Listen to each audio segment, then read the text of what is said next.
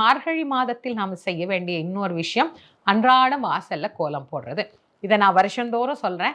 வாசல்ல நல்ல அழகா காலையில தான் கோலம் போடணுமே தவிர ராத்திரியே கோலம் போட்டு அதுக்கு பார்டர்லாம் கட்டி காலையில அது அப்படியே இருக்கும் அப்படின்னு வைக்க கூடாது. சின்னதா கோலம் போட்டா கூட காலையில எழுந்து வாசல் தெளிச்சு கால நேரத்துல போடுற கோலம் தான் விசேஷமானது. அதனால மார்கழி மாதம் அப்படின்னாலே ஒரு வண்ணங்கள் நிறைந்த மாதம் அப்படின்னே நாம சொல்லலாம். அதனால நம்முடைய மனதுல எண்ணங்கள்ல நல்ல நிறங்களை நம்ம அப்படி கண்ணால பார்க்கிற போது காலையிலே நமக்கு ஒரு மிகப்பெரிய மகிழ்ச்சி அப்படிங்கிறது கிடைக்குது.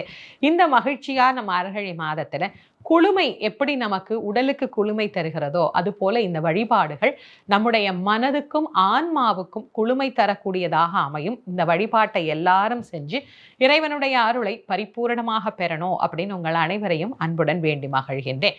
இந்த மார்கழி மாதத்திற்கு உண்டான